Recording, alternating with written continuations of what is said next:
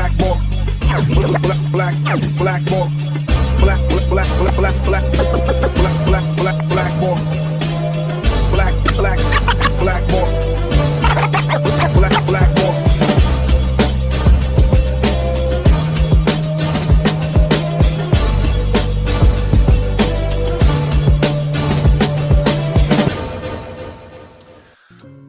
What is up, everybody? My name is James D. Fiore, and this is Blackballed. Well, sometimes you have a guest just sort of land in your lap, and that's what happened to me a few hours ago. But I had to ask him to come on because his story is so compelling. He is a Canadian-Ukrainian, I believe he's a dual citizen, but he might have to correct me on that. And his bio is so eclectic that I don't even know where to begin. He's an IT guy. He's a technology guy. He said he got tired of the corporate world. And then a couple of years ago, I think it was during the pandemic, he started doing work with a company called Indema. But what happened when the war in Ukraine broke out is he started finding ways to get equipment to the Ukrainian people and to the Ukrainian military. And he was also a contestant on The Voice in Ukraine, which is one of the most amazing sidebar facts that I can ever imagine. But there is so many twists to what he told me today, and I don't want to mess it up because, as I said, I did just get to know him. But I'm gonna, you know what? I'll save it for him because I don't want to mess it up. Because the thing with the drones, you guys are not going to believe what he told me about drones. This is like one of the greatest stories ever, and it involves 3D printers. So without further ado, I would like to welcome to the show Alex Fesiak. Is that right? That's right. I did it. Yeah. I did the pronunciation correctly. Thank you. Alex, so we met through a mutual friend who made me promise not to name him, so we won't. But he was kind enough to give me your number. And I called you today. And what you told me in that phone call was so impressive to me. I should say also, I'm going to say this at the end of the show, that you are speaking at this event. It's called the Frontline Narratives. See the war in Ukraine through the eyes of the front line. And you are a guest speaker along with James Chalice, who was a Canadian soldier serving in Ukraine against Russia from March to September 2022. Is that correct? That's correct. That's where I met James. Yeah. Okay. So I don't know where you want to start with this because there are so many little twists and turns, but let's start with your story. You're from Toronto, I believe, right? And are you born in Ukraine, or do you have family there? Are you a dual citizen? How does that work? Yeah, no, I'm a Canadian. I'm born in Canada to Ukrainian parents that came over after World War II, so part of the Ukrainian diaspora here. Any sort of person that's part of the Ukrainian diaspora, your parents, well, not only your first language is Ukrainian, as mine was at home before I went to school, but then you continue with Ukrainian studies, night school. We all had to attend that. Of course, Ukrainian dancing is a major piece of you being a good Ukrainian in the diaspora, going to church and so forth. So I grew up, as many other Ukrainians, to parents after World War II here in Canada. Yeah, I always had fun at the Ukrainian Pavilion during, I can't remember what festival it was, but Oshawa used to have this festival. And it was like, you go to the Italian Pavilion or the Ukrainian Pavilion. What was that called? Do you remember that? Yeah, Fiesta Week. Fiesta Week, that's right. Fiesta and the Week, Ukrainian Pavilion was the greatest pavilion. I remember growing up. It was just, I don't know if it was that like a Ukrainian social club or whatever it was, but in Oshawa, I think it was on Simcoe Street. And everyone would make sure, are we going to the Ukrainian? Did we go yet? Do you want to go back? Like, it was always like it was the most festive. The food was great. And the dancing and the dresses and everything, like, it was all very culturally exquisite, I thought.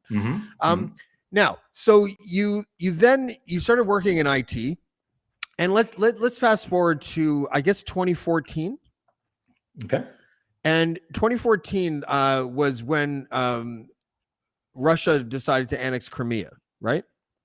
Yeah, I'll take a step just prior to that, right? Which Sure, is go ahead. a significant event, which was the Maidan, right? It's sort of what caused that momentum for Ukrainians in Ukraine to demonstrate against their president at the time, Yanukovych, which basically did an about face where he was supposed to sort of get closer to the West, sign agreements and so forth, and he overnight sort of switched back to sort of Putin in Russia. He's yet another puppet, right, of Putin's, and that started the Maidan Revolution, right? So we could have a whole topic, hours on what happened there or what occurred there. But soon after, where Yanukovych fled to Russia, of course, he's there today. Putin decided, hey, great time, right, to come into Crimea, annex Crimea, and start a war on Ukraine's eastern border in the Donbass, area.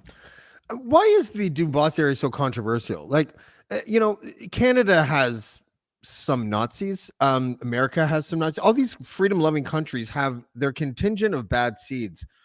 Why was it propagandized so heavily? I mean, I guess I can answer that question, but what element were they taking and Russia and their propaganda machine and creating this international, almost like international rumor that this province Donbass is run by Nazis and this and that? What were they playing off of? Because I know that there is like the smallest morsel of truth to that, and then they just made it seem like the entire province was just crawling with Nazis with guns, right? Yeah, it wasn't. So I'm going to correct you a little bit. Sure, please. That's not why they sort of went into the Donbass. Basically, it's on the border of Russia, and I'm not an expert on the sort of beginnings of that war. I know quite a few people that are. The key to all of this is, and you've brought up sort of two areas, right? It's Russia's propaganda. They're very good at that. Right. The big propaganda that, the premise is that's why they started the war. They were all Nazis. Right. Yeah. I guess I'm an extension of a Nazi living in Canada now. Right. So you think that's bad? I look like a Nazi. Like, it's awful. Together we make a good pair, I guess. Yeah. So there's that piece through their RT television, through their propaganda. They've done a stellar job in conveying a particular narrative, right? And the other piece is that look at all these Russian speakers. If you're a Russian speaker, which primarily there are many in that area of the eastern Ukraine and south, right? And again, we could get into a big historical discussion on why. The premise, we can talk whatever you want to talk about. I mean, like, we're not just like, like we can, I know that we don't want to sidetrack it, I guess, in a way, but I rely on people to educate me on this subject, because as much as I want to say that I'm informed, and I think a lot of like people in Canada feel this way. Sure. I want to feel informed. I want to read things, but the Russian propaganda, when people tell me that Glenn Greenwald is a Russian asset, I'm like, maybe he just has an opinion that happens to align a little bit with Russia. Like I'm not very quick to just buy that like Chris Hedges and Glenn Greenwald are these Russian assets, right? But is it difficult? These are difficult waters to navigate if you're looking for the truth, I guess is what I'm saying. Yeah, you know what? The truth is there, and the issue, just to continue, right? So there's the whole Nazi narrative, and then the other narrative that they've presented is that look at all these Russian-speaking citizens inside of Ukraine. They'll say the same thing about Latvia. There's a lot of Russian speakers and Russians in Latvia, Moldova, right? So that was the other premise, right? It's like we're going in to protect, right? Russians, right? Now, there are many, many Russian-speaking Ukrainians that are fighting against Russia, right? So that doesn't hold water either. Now, there's a whole historical context to why there's so many Russian speakers and even sort of, native Russians in those parts of Ukraine. And that's because when Stalin came in, his tactic is, well, let's starve them out, right? So there's the Holodomor, which you may have heard of. 6 million Ukrainians died. There's the history of Crimea, where he basically took Crimean Tatars and millions, moved them out to Siberia, right? Russians are very good in going into populations and just moving them out and moving their own in, right? And that's primarily the setup to sort of the war, right? And that narrative that look at all the Russian speakers, they must be pro-Russian, right? And there's another little interesting kind of slant on this. And of course, Ukrainians are all Nazis, right? What was very interesting, and that's why I sent you that video clip. I'm going to use it on Friday, right, where it sort of introduces you to the war in Ukraine on February 24th, right? His idea, I guess, his own propaganda was that as soon as he crosses that border with all these tanks, all these Ukrainians, I guess a lot of Russian speaking Ukrainians, are going to just sort of greet them with bread and salt. And, they're going to basically greet them as saviors. Now, I truly believe everything that I've read and listened to, that they sort of believed in their own bullshit propaganda, that was going to happen, right? And that's why they rolled in thinking there was going to be not a lot of resistance. They're going to take Kiev in, like, I don't know, 4 or 5 days. But even, this is the remarkable thing, right? There's these moments in history, and this is one of them, right? This is a notable moment in history, just like 9/11 was. We can go back in time, but this is one of those moments, right? Where, the Russian army, the second strongest on the planet, right, comes in, and poor Ukraine is going to give up in 4 or 5 days. The West believed it, right? From what I've read and what I've seen, Ukraine wasn't given, artillery realistically, like HIMARS, right? Everyone loves their HIMARS now, right? They were given javelins and MLAWs. And so those types of weapons are primarily used for a sort of, kind of like street fighting, partisan type of war, right? So the West truly thought Russia was going to come in. They were going to take over Kiev. They're going to take over Ukraine. They didn't know exactly how much of Ukraine, but Ukrainians were already armed with NLAWs and javelins, and they were going to sort of, cause this partisan war, right? That didn't happen. We shocked the world. Like, it's an amazing story what happened, right? I had John Spencer on the show, who I mentioned to you today. He's an urban warfare expert. Excuse me. He's a member of the American military. He's seen 3 or 4 tours, I think. He wrote a handbook that the Ukrainian military uses to train their civilian force. Anyways, he told me the other day the exact same thing that you just said, which is that up until they went in on February 24th of this year, experts at the Pentagon thought that Russia had a formidable military. Yeah. They thought that they had more equipment. They thought they had more troops. They thought that they had troops that were, that could handle themselves better than what these Russians appear to be able to handle themselves.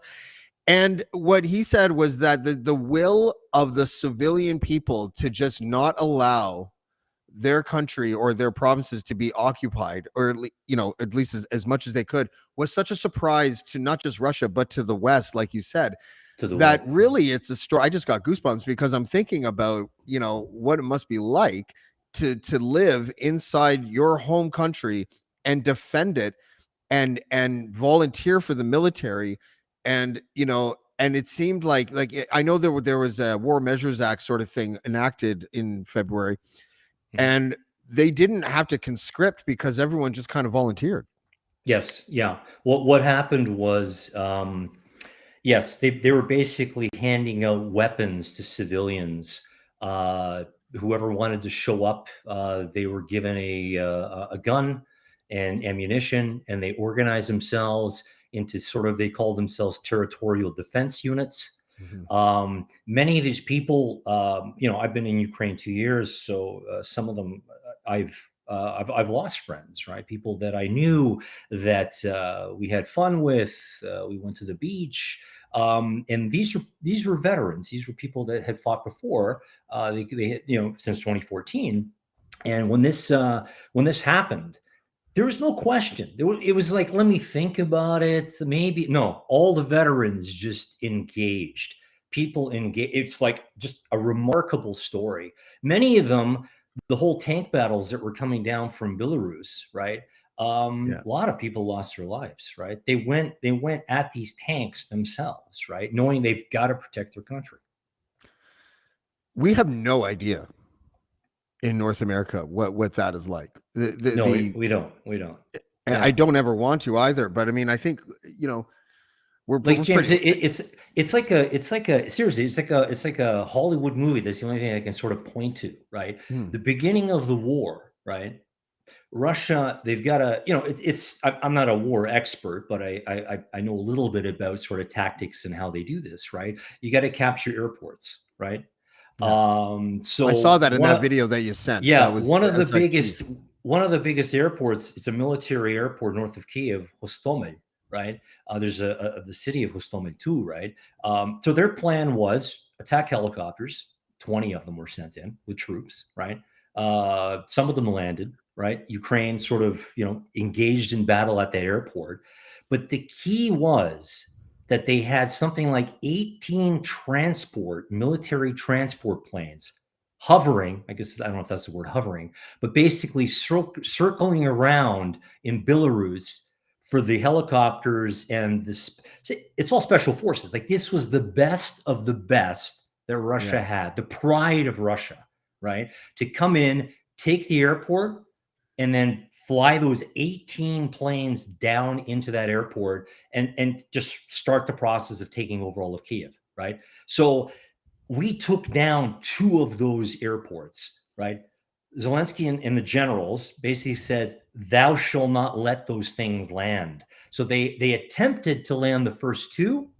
We knocked those down, right? Hmm. That's why the military personnel, there was paratroopers that were being dropped. We were shooting them out of the sky.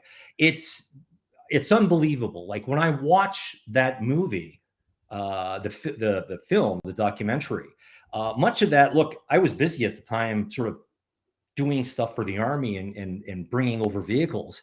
At the end of the day, I saw some of it, but I didn't dwell on it, right? But even I just saw that piece like 2 weeks ago, and it was just amazing to see what was going on, right? That Yeah. everybody was engaged. There was a process. Everyone clicked in. The other piece was, which was fascinating. There's another stat that there was on Google Maps. They could see that it was something like 60 kilometers worth of tanks coming Wow. down from Belarus, and another 12 kilometers on the Kharkiv side, right? And basically, yeah, we looked at that, and the boys engaged. I'm extremely proud. One of the messages in that video is Aero Rozvitka, which translates into air reconnaissance group, right? Bunch of IT guys, right?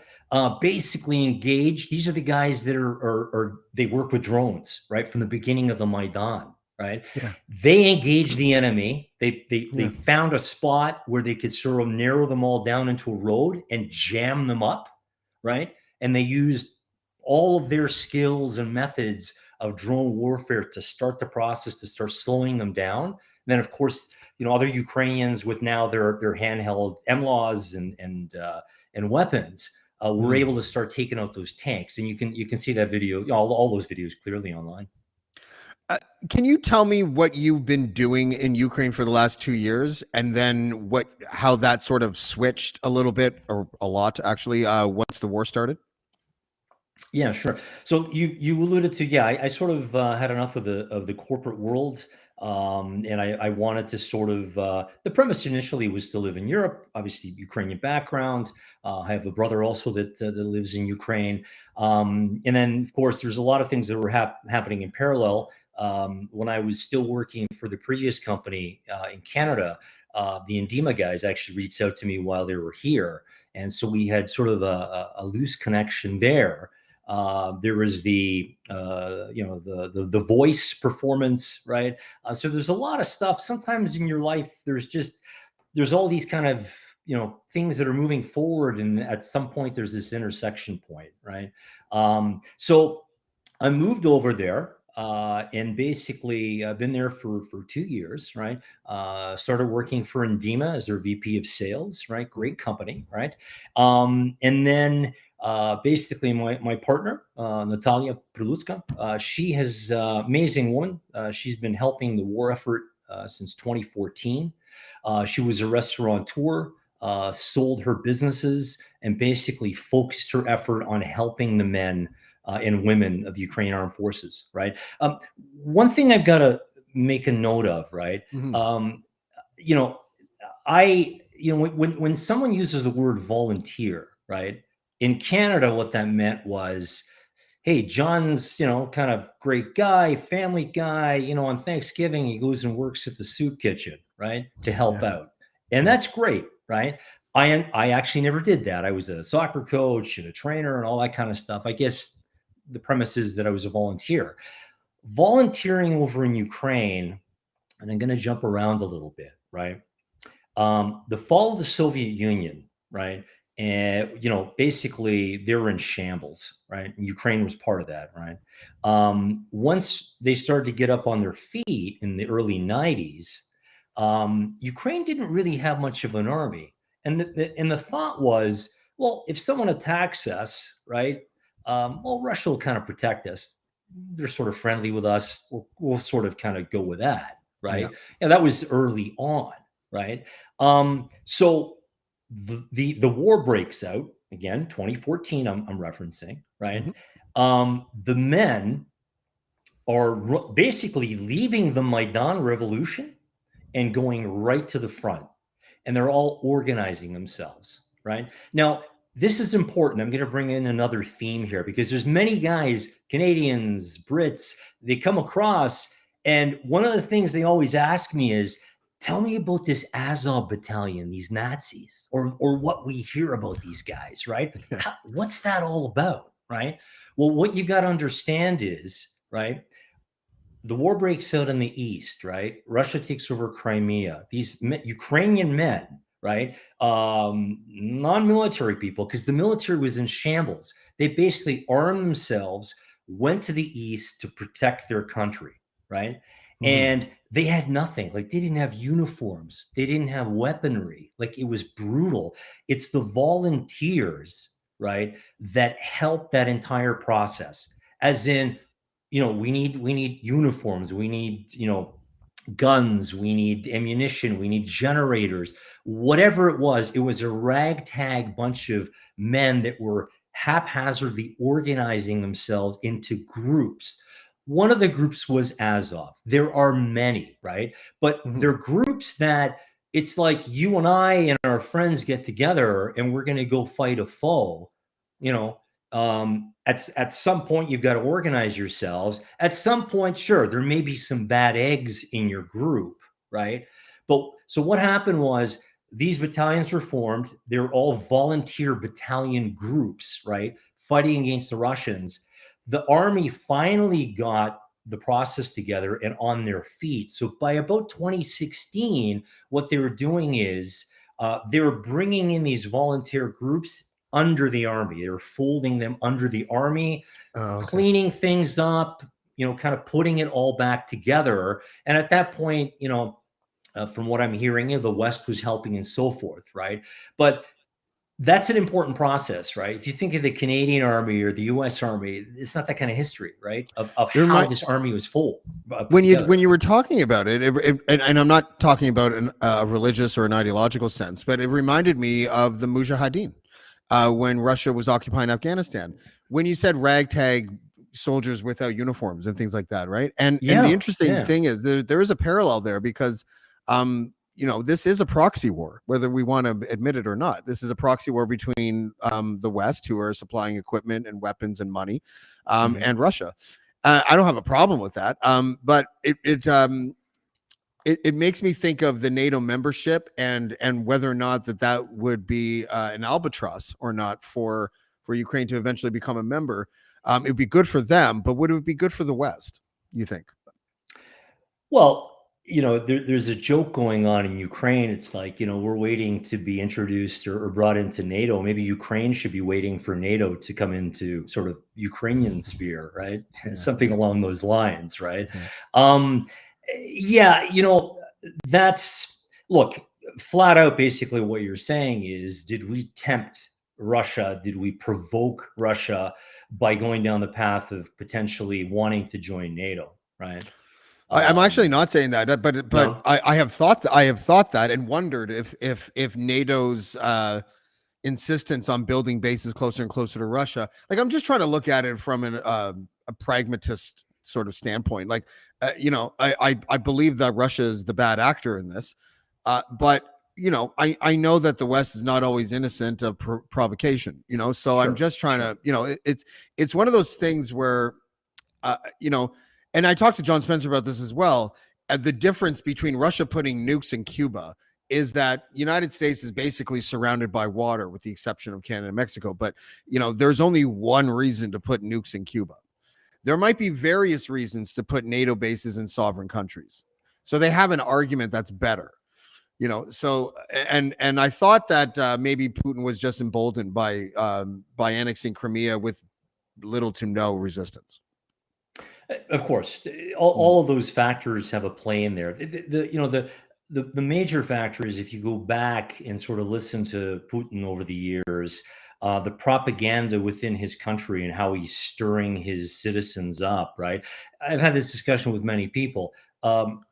There's few Germans you're going to talk to or speak with, and they're going to glorify Hitler or say, "Hey, there should be a statue erected to Hitler."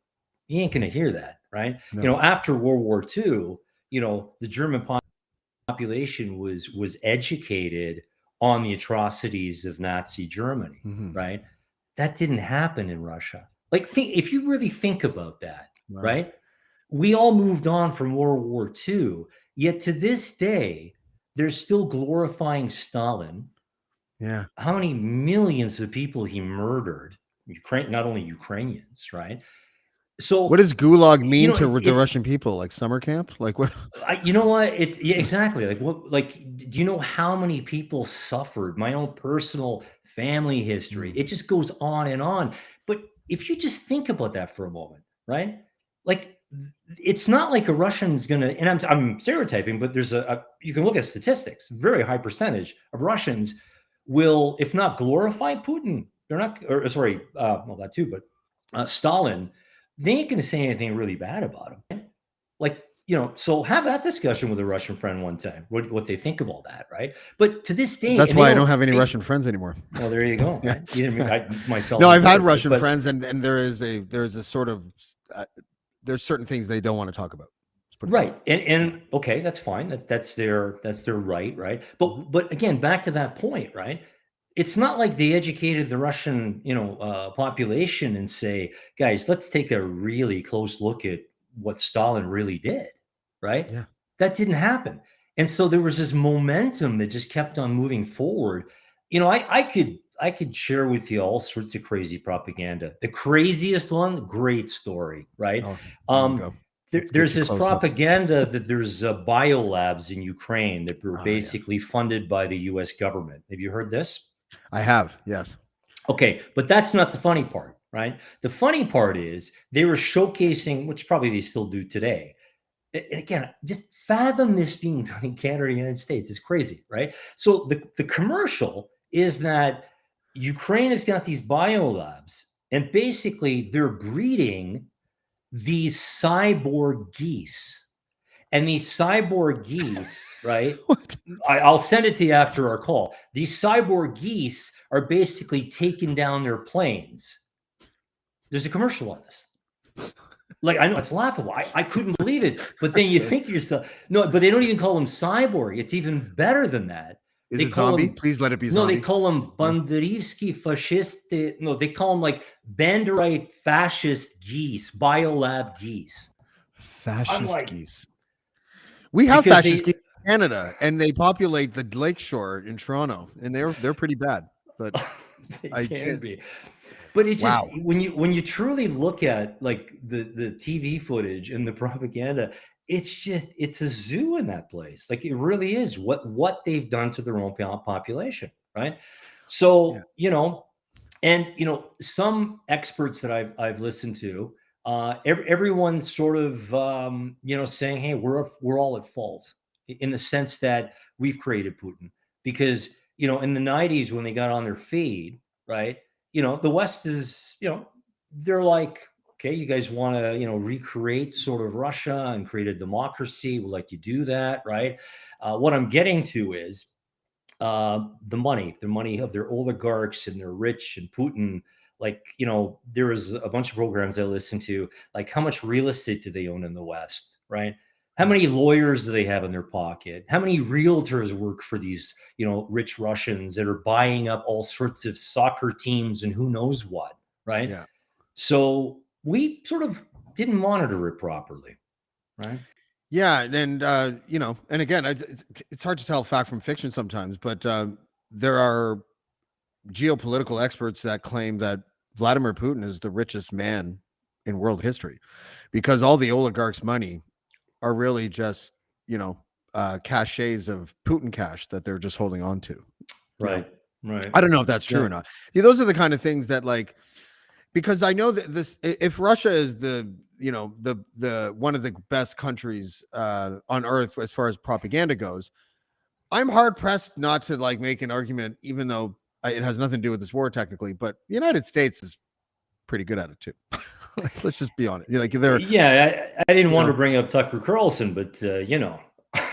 Anytime a guy started his career with a bow tie, you got to watch out for those ones. You got to Yeah, watch I out know for the bow they're tie guys. serious dudes. Yeah, you're right. But he was a You're better right. guy when he had a bow tie, which is weird. He was a nice guy. Now he's turned into, I don't know, some sort of pro Putin propagandist, right? So, Um, but I, yeah. I, I So was yeah. Go ahead.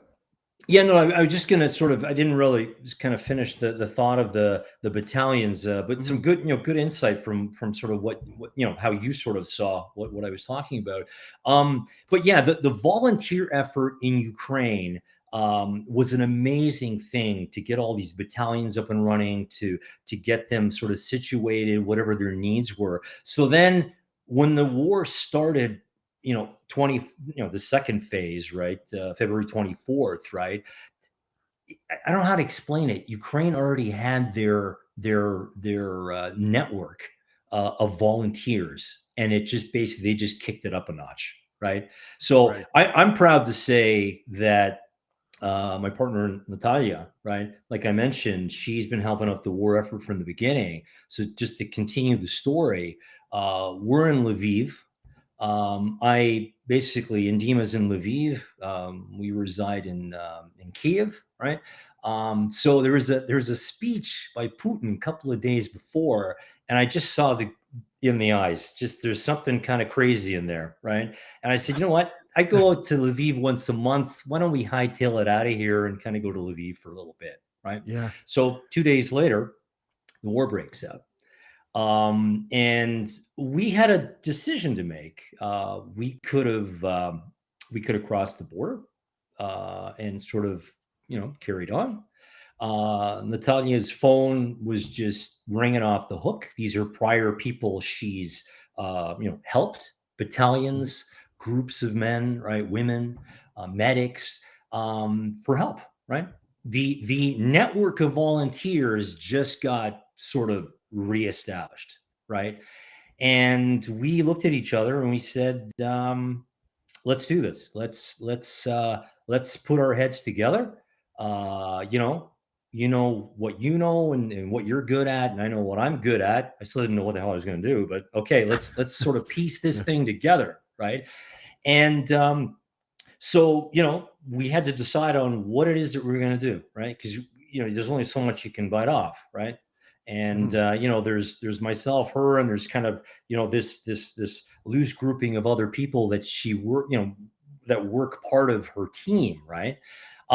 So we basically decided, and primarily it was because of all the phone calls, is vehicles were greatly needed, right? Mhm. And basically drones, so vehicles, drones, and thermal vision night systems were needed. Right. Medical supplies, yes, there were sort of other groups that sort of focused on that. So we started. We had I don't know if it was a Zoom call. We gathered a bunch of people globally, friends of mine, friends of hers, and said, "Look, this is what we're going to focus on. Obviously, we need funds, we need money. Let's all do this, right?" And this was like, again, maybe 2-3 days in, right? Wow. So we started, and for me, I want to personally thank all my friends. It just I'm going to get choked up in a second here, but this is high school friends of mine, right? These are people I've known for a very long time. These are people I've worked with, right? Um, these are people that basically picked up the phone and called me and said, "You're doing the right thing. I trust you," right? You don't hear a lot of that from people anymore, right? No. They basically said, "We trust you, Fesiak, and we're going to send you money, and we know that you're going to do the right thing with it." And that to Wow. me was just like, whoa. I go, that's great. Wow. People gave $50. People gave $15,000, right? And they were, wiring the money to my account, right? We were grabbing the funds. Um, I I used the system. I'm gonna put a plug in for them, I guess, right? Please do. Wise, it's called, right? Mhm. And an amazing app. I found it because it basically gives you the best exchange rates, right? Oh, But okay. basically, what you can do is you could create these free buckets of different currency, Ah, British pounds, US dollars, Canadians, zloty, francs, whatever. And then you can pull funds into that bucket.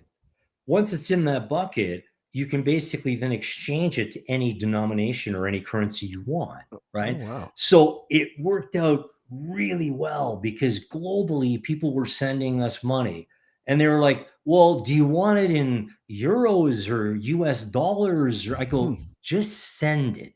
I don't care where it falls. It'll fall into the bucket." And then once it was in there, say someone send me a donation from the UK, right? Mhm. They send me the donation.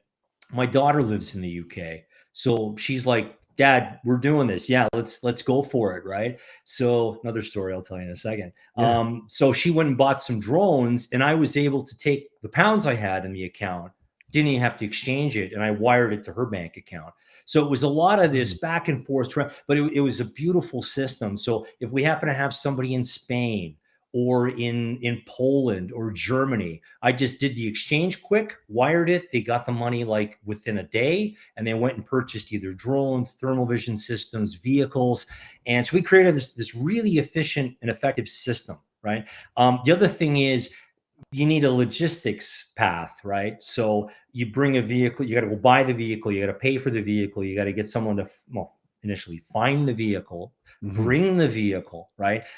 So we actually, through a friend of a friend, there's a grocery store chain that's basically they're headquartered, oddly enough, in Peremysh, Poland, which is right on the border in Poland.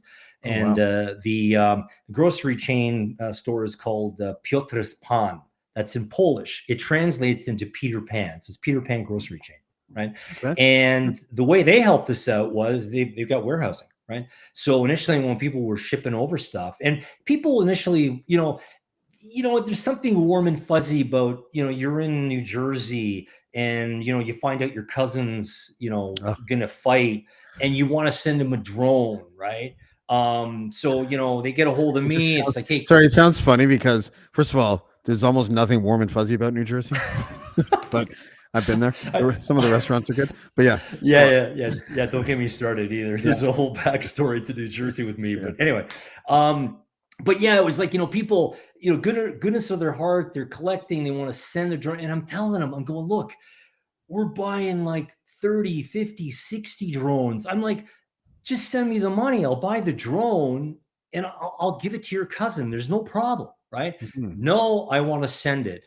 3 weeks later, duty Yeah. problems or whatever. But anyway, so we had those folks helping us. They still have helped us today. Like if you want to ship a single drone to us, or if you want to ship 20 skids of canned goods, I'll give you an address. We'll ship it. They'll hold on to it. We'll bring it across the border. For vehicles, we've got another group of people, Ukrainians, that basically have got it's almost it sits on the border. It's just basically like a holding yard that's gated.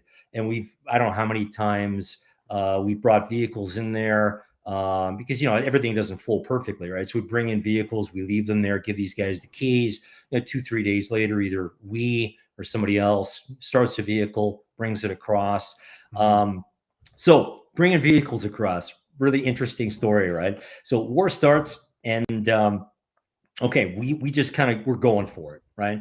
So we, as I mentioned, we've got funding, and we need to buy vehicles, drones, thermal vision systems, and so forth, right? So we bought our first vehicle. It was a green Ford Ranger, never forget it, pickup truck. And we've got it. We brought it to Medica. Medica is that sort of holding pen right on the Polish side of the border. So there was this one evening where we bought up a bunch of drones. We've purchased thermal vision systems.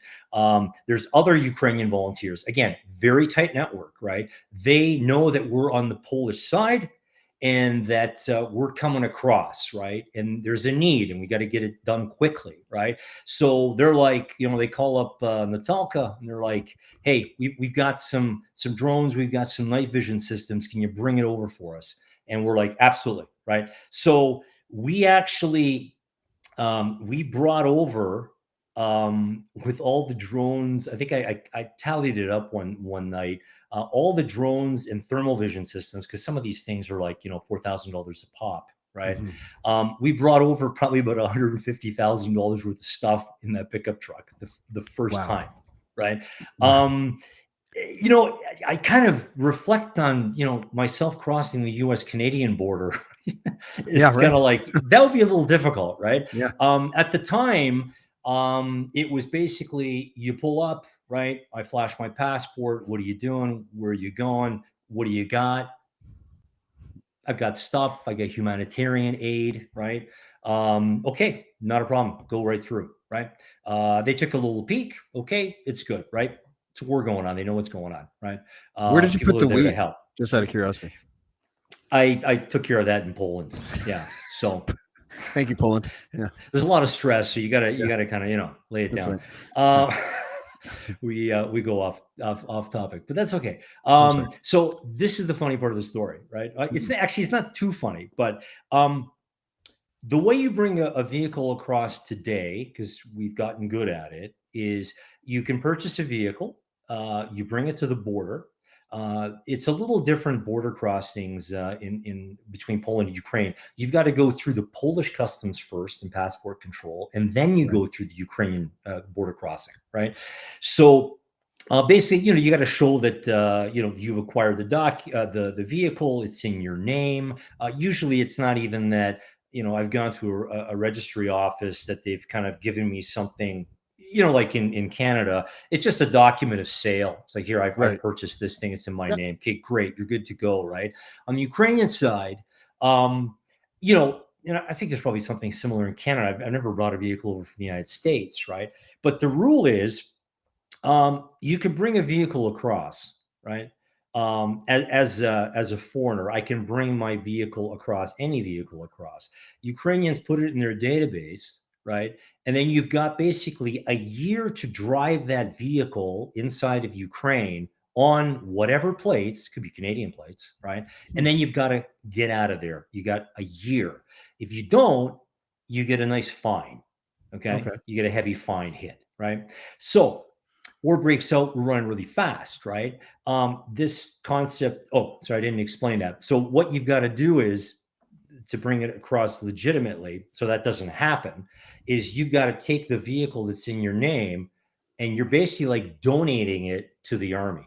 Okay. And the way that's done is you've got to get an official letter from a battalion signed by a higher up that like it's legit. It's basically on letterhead, Ukrainian army. This is the VIN number of the vehicle. This is the date. And basically you hand it off to them. So basically it doesn't go into the database as your vehicle. And that's it. And you deliver the vehicle. Well, there's a whole thing to delivering it, right? Right. So let me go back to my story with the green pickup truck, right? We're moving really fast. And actually, there wasn't really a process with regards to these official military letters. So Oh. I basically, on my Canadian passport, I assigned the vehicle to me in the database. Okay. Mm. So we deliver the vehicle. Like, I'm not questioning stuff. We deliver the vehicle. And so this is now what, 6 months into the war. I just brought the vehicle back. So Wow. the reason is the boys had it, and there's amazing pictures and what they were doing with it. Like they sent us pictures initially, which we didn't publish, right? Yeah. Which basically they put a machine gun torrent on the back of the pickup truck. Oh, They put a trailer with a larger machine gun system, right? I don't know if that's Yeah. technically what it's called, right? Yeah. There was pictures of basically bombs that they were bringing from point A to B, right? So this thing's being used, right? It's also being used to evac wounded soldiers, right? So once we kind of found all this stuff out, we pleaded with these guys if they could actually bring it back, because the process is bring it back across the border, get the Right. legitimate letter, and then release it, right? Right. Okay. So that was on my Canadian passport. The second vehicle is a bit of a catch. It's sitting in a forest, completely destroyed. Oh shit. Yeah. So, But it was yeah, donated. Yeah. well, it's donated, but officially, I'm supposed to drive that thing back out, right? Because there was no Yeah. letter, and just to add to it, that was on my Polish passport. So basically, I'm a Oh. dual citizen that way, right? Wow, Because of you're my like an parents. international man of mystery now, in a way, right? Yeah, Or at least exactly. a car salesman of mystery of some sort. Yeah, Yeah. in that industry, right? But yeah, so we've got the whole process down packed with regards to bringing vehicles across. And then once they come across, either people from the military will meet us in Lviv, or we'll drive it to Kiev and we'll meet these folks there. We document everything. We take pictures. We do video. For our donors to see where this is going. Once it's received at the front, a lot of men, like there's situations where we've delivered vehicles, and guys are in tears. They're like, these people care, right? These things save lives, right? Yeah, I want to get back to that for a moment, because I talked to Peter Tatchell today. He's from the UK. He's probably the most famous gay activist in world history. Seriously, he's been doing it for 50 years. Okay. And he funny because he's 70 and he looks like he's like 40. But what I was talking to him about today, and you kind of reminded me of that, is that sometimes we find ourselves in these places where we feel joy by being selfless and helping people in a certain situation, even though we wish we didn't have to. And that duality, I'm wondering if that is if you've experienced that, and if it's just enough for your high school chums, because I got goosebumps when you said that to me, because I can imagine just the emotion that's involved, and then having to be practical and pragmatic while you're feeling emotional. Do you know what I'm saying? Like, and is that a challenge, or is that a fuel?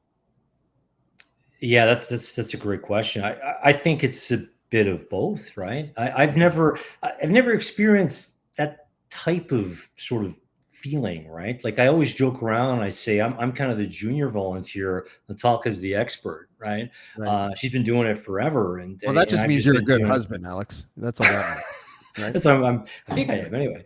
But yeah, so again, there's moments, yeah, you feed off of that energy. Absolutely. Like, there's another story I think I might have shared with this with you today. Mhm. We're bringing stuff across. There was a small little motel that's on the Ukrainian side that we were in, and basically the next morning, so you don't get a lot of sleep. You come over, it's like 4 a.m. You're getting up at 7 because there's Ukrainian volunteers that have arrived, that they're there to pick up medication or whatever it is that we've brought over, right? And so these two Asian fellas come up Oh to yeah, me, yeah. You right? did tell me this today. Yeah. And I was like, you just kind of see these guys and go, okay, wow, I haven't seen Asian folks inside of Ukraine. I go, and they're just they're all watching us, and they're coming up to me, right? And the guy hands me his phone, right? And doesn't speak a word of English, Ukrainian, or Russian, right? And he's got Google Translator on, and basically he's sort of, you guy points to me and says, if you can read it, right? So I'm reading it, and it just basically says, could you guys drive us to Lviv, right? And I'm like, well, these guys are going to Lviv, right? So I said, I go, sure, we can drive you guys to Lviv. I said, where are you from, and sort of why you want to go to Lviv? And he writes back, I'm looking at, I will never forget this, right? I'm looking at his phone, and he just basically stated, he goes, we're from Taiwan, and we're here to fight for Ukraine. Wow. And I was like, it's just like, I was in awe. I was shocked. I was like teary eyed. I don't know, just all waves of emotions. And then part of me, that sense of humor of mine, right? I'm sitting there going, okay, it's a Canadian inside of Ukraine that now has to thank these guys from Taiwan. I could have something kind of interesting about That's that, right. right? So I said, I go, Just guys, say you're sorry, right? yeah. Yes, yeah, exactly, right? The Canadian way. No, Yeah. so I said, guys, thank you for coming. Slava Ukraini, thank you for coming and helping us fight. There's just something about that type of energy. Were you able to find out if one of the reasons why they were there is because of their own struggle for independence in Taiwan? Is that sort Yeah, of is that why they yeah, were there? yeah. That's pretty visceral. Like that transcends um, you know, um not nationalism, because that has a whole different type of word to it now, but you know what I mean? That Right. the Yeah, sovereignty, that kind of thing. yeah, yeah. Well, look, that's a whole theme in itself, right? Like there's many soldiers that we've helped bring them from Poland into Ukraine. And just I'm still kind of amazed. James Chalice has become a good friend of mine, Yeah. Canadian vet, and he's gone over to fight. He's back now. He'll be sort of speaking at the engagement with me. But yeah, there's these moments like it's this whole energy, right? I just get this phone call. We happen to be in Poland that, somebody found out who I was, got my phone number, and hey, can you help me get across the border? It's not like he can't get himself across the border, right? I'm not sneaking him across or anything. It's just that I can help him, right? Okay, Mhm. fine, right? So, yeah, so, brought him across, right? We got him some food, and they were off to the train station, and on their way. But to this day, we've helped Americans, we've helped Brits, we've helped Belarusians, Canadians, right? Yep. Another story. Curtis Bond, great guy, Canadian military guy, and he came over. Same kind of story. Just my phone rings. I guess I got some kind of hotline published somewhere. And he's like, "Hey, I'm in Krakow. Somebody said that I can call you. You can help me out." And I said, "I go, sure, yeah, no problem." I think one of the things I asked him, I go, "Do you drive stick?" So we actually had him drive one of our vehicles across, which was really Oh, funny, right? nice. But yeah, just these, and it's interesting because Ukrainians. I brought Chris into our office in Lviv, or Curtis, I should say, sorry. And I remember, good-looking guy, young guy, right? And a lot of the females were like they were just in awe. They're like, Hold on a sec, he's Canadian, and he's come here to fight for us." Like they were just like, my God, right? Can I touch him? It's like, Yeah.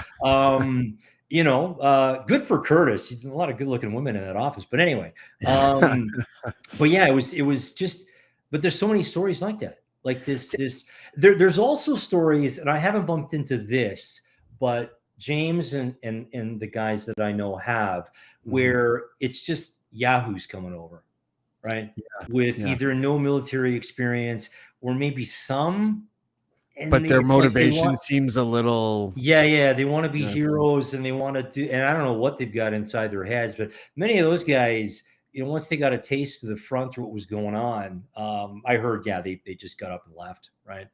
yeah. James, to me, if you read up on him and you take a look at what he's done, I he's a true hero. I watched He's an that amazing guy.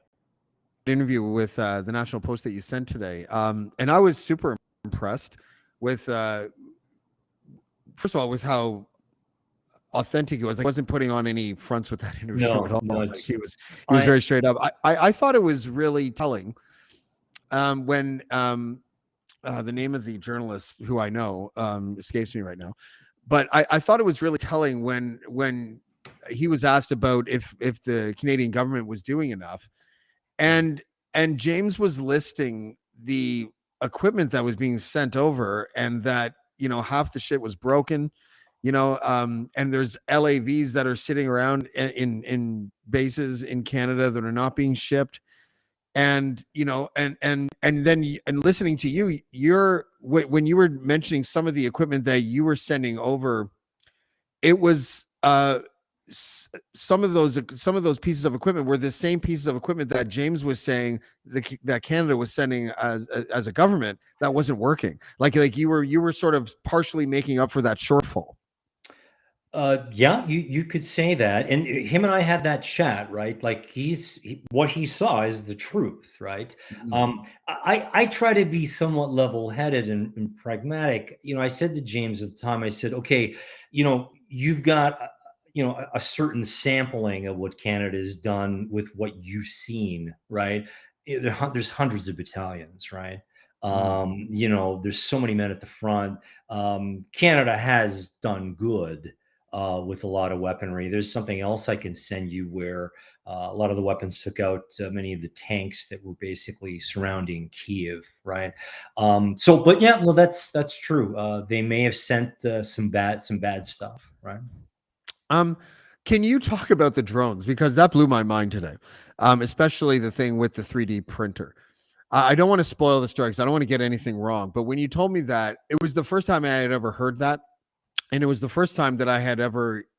First of all, it was the first time that I had discovered that when you're talking about drones, we're not talking about the big planes that have missiles. We're talking about the little surveillance drones, and Right. talk about how they were outfitted. This is crazy to me, and in such an innovative and good way. But Yeah. please. So again, I was also amazed when I found out sort of the process and what they were doing with this, right? So what I'm talking about are primarily consumer drones, right? Or you could even Mhm. sort of, the really expensive ones um, are more used in industry, right? In Um, movies and things like that. Yeah. yeah, and you start getting into the really pricey ones, and then it kind of goes into sort of actual military type of hardware, right? Mhm. But basically, the consumer drones, um, what they've devised, a lot of these Ukrainian battalions, is basically a mechanism where you've got a consumer drone, and you've basically put this cradle underneath it, and basically it depends on the size of the drone, but let's talk about sort of one bomb.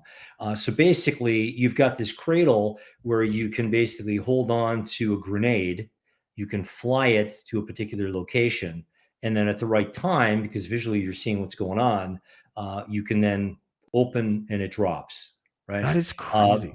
so that's the mechanism. So you could Mhm. easily find that online, and I can send you something on that. But yeah, the other part of that story, which is really interesting, right?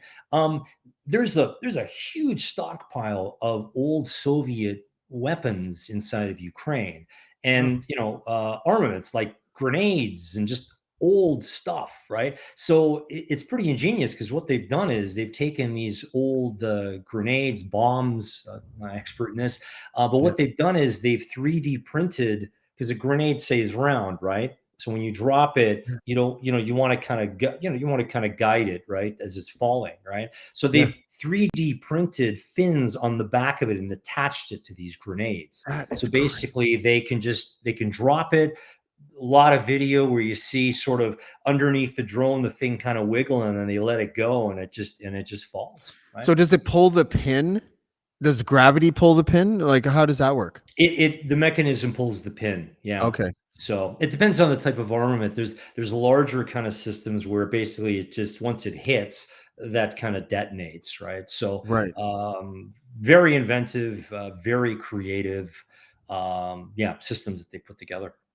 So what does the future, the short-term future look like for you and your wife and your organization? Are you just still plowing forward and trying to raise money and trying to send as much equipment over as you can still, and medical supplies, I believe, as well? Is that just you're just in the, you're sort of in the influx of all that right now, and that's really not going to stop until the war stops? Is that the idea?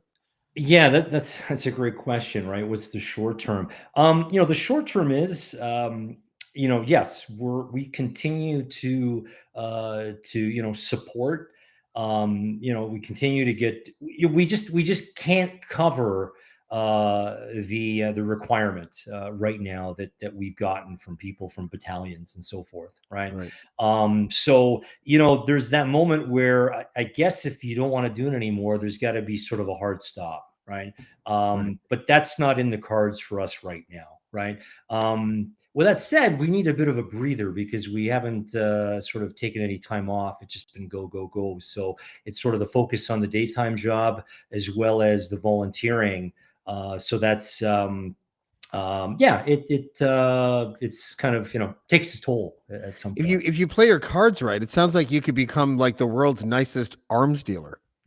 Like that might be a Another Hollywood might be movie, yeah, yeah, it might nice be an option. arms. It might not sell, but yeah. And also, you read Putin's eyes not in the same way that George Bush did. Do you This is remember that? true.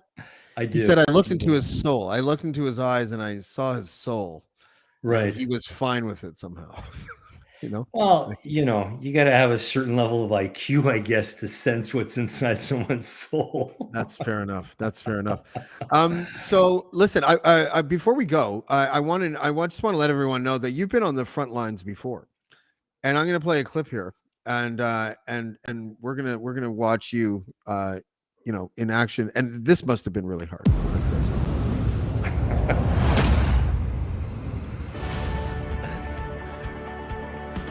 There he is.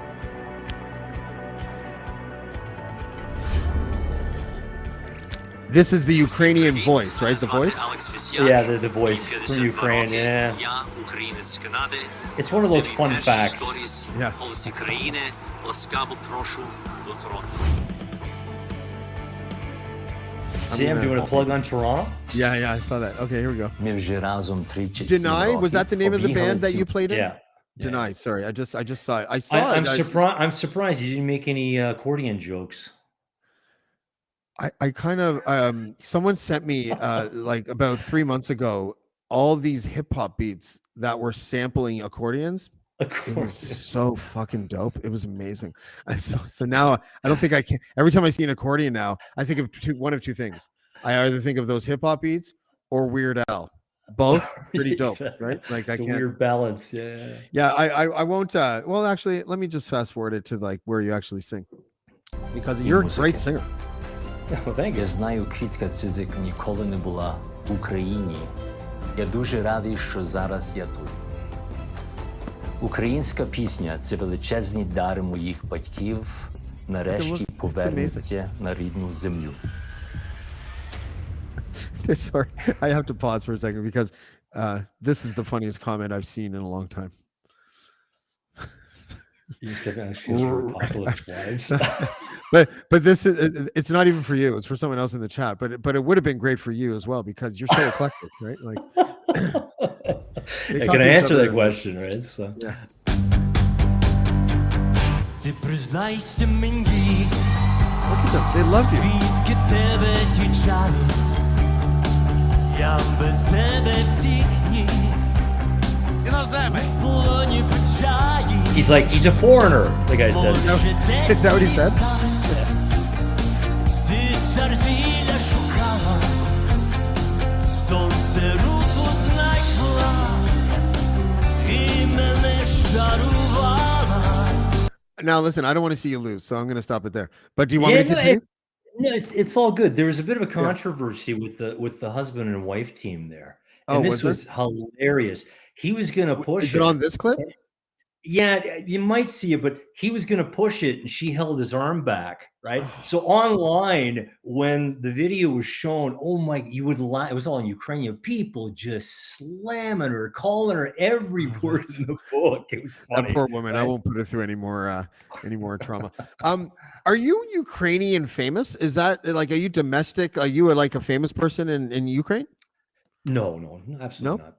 Oh, No, okay. no, Because your no. band did pretty well, it seemed. Like you know. The band, yeah, the band's very well known in the Ukrainian diaspora, in Yeah. Canada, United States. I think I Are you like the tallied it up. Tragically Hip of Ukraine? Is that kind of the thing? Yeah, Like, not possibly. the Yeah. music is the same, but you go to the United States and ask 100 people who the Tragically Hip are, maybe one or two might know who you're talking about. But you know Right, what I mean? right. Like, Look, in the centers where there's a lot of Ukrainians, being Toronto, Calgary, Edmonton, Montreal, everybody, yeah, people know who Dunai is. We've been around since I was like 16 years old, right?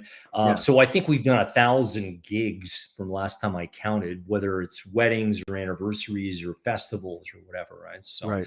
I'm still writing music, and just kind of Good. waiting to kind of settle down a little bit with time, and then kind of launch something. Well, listen, I'm so happy that I was able to talk to you today and invite you on.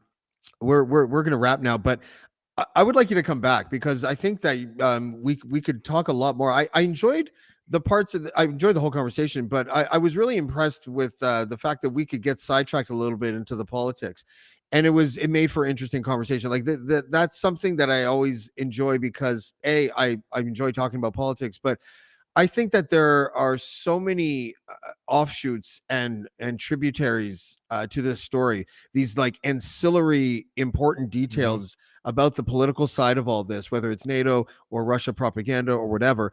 And I think that we can't lose sight of we should never lose sight of how politics poisons everything, but we should also be able to talk about it. I think so. I really Right. appreciate you coming. And again, the event that you're speaking at happens on October 14th. So that's on Friday at 6 p.m. The Yep. address is 145 Evans Avenue in Etobicoke. It's called The Frontline Narratives. See the war in Ukraine through the eyes of the front line. And it's with James Chalice, who's a Canadian soldier that fought in Ukraine from March to September of this year, and yourself, Alex Fesiak. Is that right?